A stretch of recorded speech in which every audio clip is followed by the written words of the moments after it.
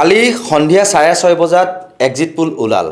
বহুতৰে মনত আনন্দ, আন একাংশ আকৌ নিৰ্ভয় আছে যে এক্সিট পোল আগতেও বহু সংখ্যক মিলা নাই, এইবাৰো নিমিলে। সমগ্ৰ বিষয় আমি আলোচনা কৰিম। কি হ'ব আচলতে পশ্চিমবংগত 2021 চনত মানে বিজেপি আহিবও পাৰে বুলি একাংশ সংস্থাই কৈছিল আৰু তৃণমূলক 160খন 170খন তেনেকুৱা আসন দিছিল যদিও 216খন আসন লাভ কৰিবলৈ সক্ষম হৈছিল।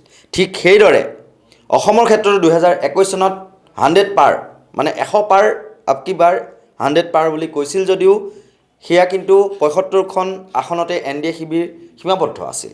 ঠিক একেদৰে এইবাৰো বিজেপিয়ে 100 পাৰ বুলি কৈছে। কিমান কি আসন পাব সেয়া 4 মে'ত ওলাব। আটাইতকৈ ৰহস্যজনক কথা যে যিসকলে এনেকুৱা ধৰণৰ যিবিলাক এক্সিট পোল দিয়ে সেইবিলাক সংস্থাই কেনেকৈ আচলতে ভোটাৰৰ মনৰ অনুভৱ বুজি পায়। সচৰাচৰ ক'ব গ'লে যদি গ্ৰাউণ্ডত এগৰাকী সাংবাদিক থাকে বা সংবাদদাতা থাকে, তেওঁলোকে বিভিন্ন ৰাইজৰ লগত কথা পাতে, বিভিন্ন শ্ৰেণীৰ লগত কথা পাতি তেওঁলোকে যদি কয়, এখন ছবি যদি তুলি ধৰে সেইটো বেলেগ কথা। কিন্তু একাংশ সংস্থাই মাত্ৰ 4-5 মানুহৰ লগত কথা পাতি দিল্লীৰ পৰা বা কেনেকৈ এখন ছবি তৈয়াৰ কৰি লয় বা কিছুমান ড্ৰয়িং ৰুমত বহিও সঁচাকৈয়ে এনেকুৱা ধৰণৰ এক্সিট পোলবিলাক দিয়ে নেকি? কাৰণ 2024 চনত প্ৰদীপ গুপ্তা নামৰ এগৰাকী লোক, যিগৰাকীয়ে ফেকুৰি আচলতে কান্দিছিল ইণ্ডিয়া টুডেৰ টক শ্ব'ত বহি পেলাই। তেওঁ কৈছিল যে বিজেপিয়ে 400 পাৰ কৰিব, কিন্তু 400 পাৰ ক'ত, 296খন আসনতে সীমাবদ্ধ থাকিল আৰু NDAক 100খন আসন দিছিল, মানে ইণ্ডিয়া গ্ৰুপক ক্ষমা কৰিব, ইণ্ডিয়াক মানে মিত্ৰজোঁটক 100খন আসন দিছিল, কিন্তু সেই ইণ্ডিয়া মিত্ৰজোঁটে 230খন আসন পাবলৈ সক্ষম হ'ল। সমগ্ৰ বিষয়ে আমি আলোচনা কৰিম। আমাৰ সৈতে প্ৰত্যেক দিনাৰ দৰে আছে নৰ্থ ইষ্ট নাওৰ মুখ্য সম্পাদক পৰেশ মালাকাৰ ডাঙৰীয়া, আৰু তেওঁ এই সমগ্ৰ বিষয়টো কি ধৰণৰ দৃষ্টিভংগীৰে চাইছে। আপুনিও এইবাৰ যি ৰাজনৈতিক প্ৰেক্ষাপট সেয়া নিশ্চয়কৈ কিছু পৰিমাণে হ'লেও কম বেছি পৰিমাণে হ'লেও অধ্যয়ন কৰিছে। যি কালি এক্সিট পোল ওলাল, সমগ্ৰ বিষয়টো আপুনি কি ধৰণে অধ্যয়ন কৰিছে বা চাইছে, কি ক'ব?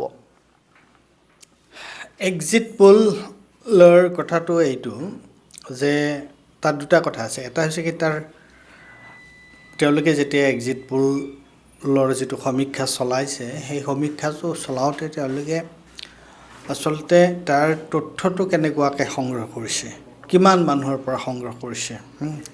গতিকে যদিহে এটা খুব সৰ্বধাক এটা যদি তেওঁলোকে সমীক্ষা কৰে ভোট দিয়াৰ পিছত, তেতিয়া অৰ্থাৎ পদ্ধতিটো যদি ঠিক হয়, তেতিয়া তেওঁলোকে এক ধৰণৰ পূৰ্বানুমান কৰিব পাৰে। মানে এইটো এটা ষ্টেটিষ্টিকেল কথা, এইটো পৰিসাংখ্যিক কথা, এইটো এটা দেৰ ইজ এ মেথড। কিন্তু প্ৰশ্নটো হৈছে বেছিভাগ সময়তে আমি দেখোঁ যে এক্সিট পোলে যিটো কয় সেইধৰণে সকলো সময়তে হোৱাটো আমি নেদেখোঁ। আৰু এইবাৰ তুমি ইতিমধ্যে ক'লাই যে মোৰ ইয়াতো আছে এতিয়া 2021 চনত আৰু 2024 চনত। 2021 চনত যি নিৰ্বাচন হৈছিল সেই সময়ত তৃণমূল কংগ্ৰেছে কি ধৰণৰ আসন পাব বুলি কোৱা হৈছিল আৰু তেওঁলোকে কি পাইছিল। ঠিক তেনেদৰে 2024 তেওঁলোকক কি ধৰণৰ কিমান আসন পাব বুলি কোৱা হৈছিল আৰু কিমান পাইছিল। আৰু দুয়োবাৰে কিন্তু 2024 যি লোকসভা নিৰ্বাচন আছিল তেতিয়া 11ৰ পৰা 18খন পাব বুলি কৈছিল বিভিন্ন সংস্থাই, কিন্তু 29খন আসন পশ্চিমবংগৰ পৰা পাইছিল। সেইটোৱে কথা। গতিকে এইটো দেখকে তাৰমানে এক্সিট পোলত ভুল হ'ল। কিন্তু এতিয়া বৰ্তমান যিটো নিৰ্বাচন, মই নিজে এক্সিট পোলক লৈ পেলাই মই মূৰ নঘামাওঁ, কিন্তু বৰ্তমান যিটো নিৰ্বাচন হৈছে সেই নিৰ্বাচনত কেইটামান কথা বৰ গুৰুত্বপূৰ্ণ। এটা হৈছে SIR, আৰু নিৰ্বাচন এটা লেভেল প্লেয়িং ফিল্ডত নিৰ্বাচন এটা হৈছে নাই অসমত বা পশ্চিমবংগত বা অন্যান্য ঠাইত য'ত নিৰ্বাচন হৈছে। যে নিৰ্বাচন আয়োগে যি ধৰণৰ এটা প্ৰক্ৰিয়া তেওঁলোকে চালু কৰিছে, যি ধৰণৰ প্ৰক্ৰিয়া এটা তেওঁলোকে আৰম্ভ কৰিছে, গতিকে আৰম্ভণিৰ পৰাই এই নিৰ্বাচনটো আচলতে এটা সমতল ভূমিত, এটা লেভেল প্লেয়িং ফিল্ডত হোৱা নাই। গতিকে আমি নিৰ্বাচনৰ ফলাফলৰ কথা যেতিয়া ক'বলৈ যাওঁ সেই কথাবোৰ আমি অৱজ্ঞা বা অস্বীকাৰ কৰিব নোৱাৰোঁ। কিন্তু তৎসত্ত্বেও এইবাৰ যিকেইখন ঠাইত নিৰ্বাচন হৈছে তাত কেৰালা, এতিয়া কেৰালাত ভাৰতীয় জনতা পাৰ্টি তাততো তেওঁলোকৰ বিশেষ কোনো অস্তিত্ব নাই। ঠিক তেনেকৈ তামিলনাডু, তাত তেওঁলোকে AIADMKৰ লগত তেওঁলোকে মিত্ৰজোঁট কৰিছে, কিন্তু তাতো তেওঁলোকৰ অৱস্থা। এতিয়া আহিলে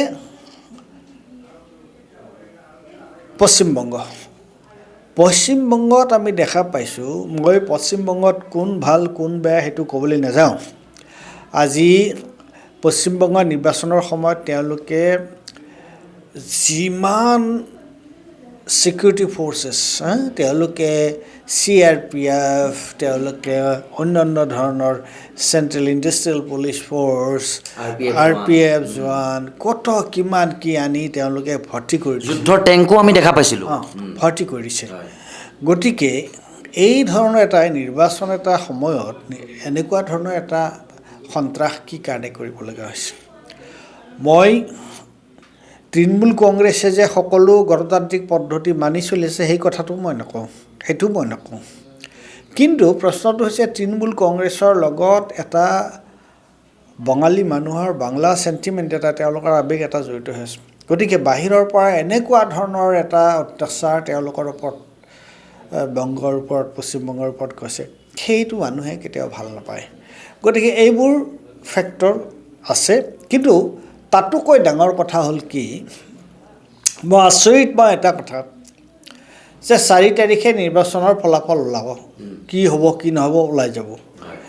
এতিয়া বিৰোধীয়ে আৰু চৰকাৰী পক্ষই দুয়োটাৰে মই দেখা পাওঁ যে ইমান মানে কনফিডেণ্টলি তেওঁলোকে কয় যে আমি, বিৰোধীও কয় যে আমি চৰকাৰ গঠন কৰিম, চৰকাৰী পক্ষৰতো ক'বই নালাগে তেওঁলোকে চৰকাৰ গঠন কৰিব। এতিয়া কিহৰ ভিত্তিত কেনেকুৱাকৈ কয় এই ধৰণৰ কথাবোৰ মই বুজি নাপাওঁ। আৰু ইমান তেওঁলোকে মানে কনফিডেণ্টলি, ইমান আস্থা আৰু নিষ্ঠাৰ সৈতে এইটো কেনেকৈ ক'ব পাৰে সেইটো মই বুজি নাপাওঁ। কিন্তু এটা কথা নিশ্চিত, আচলতে এইটো মানে আশ্চৰ্যকৰ নহয়নে? ৰাইজে হাতেৰে বুটাম টিপে, ৰাইজৰ মনৰ অৱস্থাটো ক'ত ভোট দিছে আহি পেলাইতো বেলেগ এটাও ক'ব পাৰে। যদি কোনোবাই পদুমক ভোট দিছে হাতত ভোট দিয়া বুলিও ক'ব পাৰে, বা হাতত ভোট দিলে পেলাই পদুমক ভোট দিয়া বুলিও ক'ব পাৰে। সেইটো কেনেকৈ আচলতে, সেইটো আচলতে আশ্চৰ্যকৰ নহয়নে? নাই, সেইটো এই মই ক'লোৱেই যে ইতিমধ্যে এটা হ'ল যে প্ৰকৃতাৰ্থত মানুহৰ মাজলৈ গৈ প্ৰকৃতাৰ্থত কোনো ধৰণৰ পক্ষপাতিত্ব নকৰাকৈ এটা নিৰ্বাচনী সমীক্ষা চলোৱা, এক্সিট পোল কৰা, সেইটো এটা কথা। আৰু এটা হ'ল যে শেষ মুহূৰ্তলৈকে এক ধৰণৰ ভুৱা প্ৰচাৰ এটা কৰা, সেইটো এটা কথা। গতিকে আমি এতিয়া যিবোৰ এক্সিট পোল আমি দেখিছোঁ সেইবোৰ কিন্তু মানুহৰ মাজলৈ গৈ এটা সঠিক তেওঁলোকে মেথড, এটা পদ্ধতি এটা লৈ কৰা এক্সিট পোল আমি দেখা নাই। এতিয়া কিন্তু কিবা এটা যেন কোনোবাৰ কাৰোবাৰ প্ৰৰোচনাত পৰি তেওঁলোকে এক্সিট পোল কৰিছে। আৰু নহ'লে এই 2024ত যিটো এই প্ৰদীপ গুপ্তাৰ কথা তুমি কৈছা, 400 পাৰ বুলি যিটো শ্লোগান আছিলে বিজেপিৰ, তেতিয়া তেওঁলোকে বিজেপিৰ তাত থাকিলে ক'ত সীমাবদ্ধ হ'ল কিমান 240, হয় নাই? 240। গতিকে তেওঁলোকে 240, তেওঁলোকে চন্দ্ৰবাবু নাইডু আৰু নীতিশ কুমাৰৰ লগ লাগিহে চৰকাৰ কৰিলে। একেবাৰে এনেকুৱাকৈ তোমাৰ সৌ ওপৰেৰে উৰি যোৱা ধৰণৰ যিটো তেওঁলোকে ভোট পাম বুলি যিটো কথা এক্সিট পোলবিলাক কৈছিলে সেইটোতো নহ'ল। গতিকে কথাটো সেইটোৱে। আৰু মই এইটো বুজি নাপাওঁ যে মানুহে ইমান আছে আৰু কেইদিন আছে, 4 তাৰিখে ওলাই যাব খবৰ, মাজতে 3টা দিন। গতিকে এইটোক লৈ পেলাই ইমান কিয় মানে দুয়োটা পক্ষ, মই এটা পক্ষকে নকওঁ কিন্তু দেই, দুয়োটা পক্ষই ইমান মানে দৃঢ়তাৰে তেওঁলোকে কেনেকৈ ক'ব পাৰে যে আমি ইমান চিট পামেই, আমি চৰকাৰ কৰিমেই। বিৰোধীও কৈছে আৰু শাসকীয় পক্ষৰটো কথাই নাই। এইটো এইটো মোৰ বুজাৰ বাহিৰত আচলতে এইটো এটা মানে এজেঞ্চিসমূহৰ মনস্তাত্ত্বিক খেল বা মাইণ্ড গেম বুলি ভাবে নেকি, বা দেখা পোৱা গৈছে যে মানে বিজেপিৰ পক্ষতে বা NDA শিবিৰৰ পক্ষতে প্ৰায়সমূহ সংস্থাই কিন্তু যি এক্সিট পোল সেয়া দিছে। আৰু এটা কথা, একজেক্ট পোল হয়নে নহয় বা নহয় নে কি ক'ব সমগ্ৰ তিনিটা বিষয়? এইটো চোৱা, এতিয়া বৰ্তমান কি হৈছে, এতিয়া এটা কথা ওলাইছে, আমি ভাবিছোঁ যে নিৰ্বাচনী তোমাৰ খেলি মেলিৰ প্ৰশ্নটো। এতিয়া মানুহে কাক ভোট দিছে আৰু ভোট কাৰ তাত প্ৰকৃততে পৰিছে, বা ভোট গণনা কৰা সময়ত কি ধৰণৰ খেলি মেলি হয়, এইবোৰ কথা আছে। গতিকে এতিয়া প্ৰশ্নটো হৈছে, চৰকাৰী পক্ষই সাহসীয় দলৰ পক্ষে যদি তোমাৰ তেওঁলোকে বেছি ভোট পাব বুলি, বা তেওঁলোক এক্সিট পোলত যদি দেখুওৱা হয় যে তেওঁলোকে চৰকাৰ গঠন কৰিব, গতিকে এই ধৰণৰ কথা এটাও নথকাকৈ নাই। এই ধৰণৰ কথা এটাও হয় যে তাত এক্সিট পোলে তেওঁলোকৰ যিটো জয়, সেইটো যেন ন্যায়সংগত যুক্তিসংগত কৰিছে, তেনেকুৱা ধৰণৰ। আৰু ইতিমধ্যে তেওঁলোকে কিন্তু তোমাৰ গোটেই নিৰ্বাচনী প্ৰক্ৰিয়াটোতে তেওঁলোকে খেলি মেলি, বা তেওঁলোকে তোমাৰ বিভিন্ন ধৰণৰ তেওঁলোকে অসৎ পথ অৱলম্বন কৰি জিকাৰ কাৰণে চেষ্টা কৰিব পাৰে। কাৰণ আমি সেই কথাটো ইতিমধ্যে দেখা পাইছোঁৱেই। আমি সেই কথাটো দেখা পাইছোঁ হাৰিয়ানা, তোমাৰ মধ্যপ্ৰদেশ, ৰাজস্থানত আমি সেই কথাটো দেখা পাইছোঁৱেই। গতিকে এইটো একেবাৰে অস্বীকাৰ কৰিব নোৱাৰি। বিশেষকৈ এতিয়া যিটো পদ্ধতিত যেনেকুৱাকৈ নিৰ্বাচন আয়োগে চৰকাৰৰ লগত যেনেকুৱাকৈ হাত মিলাই, আৰু নিৰ্বাচন আয়োগ আৰু যেন বিজেপিৰ মাজত কোনো পাৰ্থক্যই নাই যেনেকুৱা হৈছে, গতিকে তাত সেইকাৰণে এতিয়া কিন্তু এই এক্সিট পোলবিলাকো তেওঁলোকৰ স্বাৰ্থতে বা তেওঁলোকৰ ধৰণেই কৰাৰ এটা মানুহে অভিযোগ উঠিছে যে তেওঁলোকৰ স্বাৰ্থতে এক্সিট পোলবিলাকো কৰাইছে নেকি, এই ধৰণৰ অভিযোগ এটা উঠিছে। কিয়নো যদি এক্সিট পোলত এইটো দেখা যায়, তেতিয়াহ'লে তেওঁলোকে নিৰ্বাচনৰ গোটেই কাৰবাৰটোতে তেওঁলোকে যদি অসৎ উপায় অৱলম্বন কৰি নিজিকাটো জিকা কৰি দিব পাৰে। গতিকে এই ধৰণৰ প্ৰশ্ন এটা মানুহৰ মাজত উত্থাপন হৈছে। একেবাৰে শেষত সুধিছোঁ, অসমৰ প্ৰেক্ষাপটত আপুনি যিহেতু বিভিন্ন সময়ত ৰাজনৈতিক প্ৰেক্ষাপটসমূহ বিশ্লেষণ কৰিছে, এইবাৰ শাসকীয় NDA আৰু বিৰোধী ইণ্ডিয়াৰ দুই পক্ষৰ উত্থান পতন বা আসনৰ অগ্ৰগতি, এই সমগ্ৰ দিশত কি কাৰকে মূলতঃ প্ৰভাৱ পেলাব পাৰে দুয়ো শিবিৰক, কি ভাবে আপুনি? এইটো প্ৰশ্ন দেখোন তুমি আকৌ মোক এক্সিট পোলৰ ধৰণৰ প্ৰশ্নই কৰিলে। এইটো এখন ছবি প্ৰশ্নটো হৈছে কি, এতিয়া যোৱা সময়ছোৱাত আমি কি দেখা পাইছোঁ? যোৱা সময়ছোৱাত আমি এটা কথা দেখা পাইছোঁ যে কেইটামান কথা বৰ গুৰুত্বপূৰ্ণ অসমৰ নিৰ্বাচনৰ ক্ষেত্ৰত। কি গুৰুত্বপূৰ্ণ? যিটো গুৰুত্বপূৰ্ণ আছিলে বিহাৰৰ নিৰ্বাচনৰ ক্ষেত্ৰত, যে তেওঁলোকে নিৰ্বাচনৰ ঠিক আগমুহূৰ্তত মহিলাসকলৰ একাউণ্টত তেওঁলোকে পইচা ভৰাই দিছে, 10,000 টকাকৈ ভৰাই দিছে, জীৱিকা নিধি তেওঁলোকে।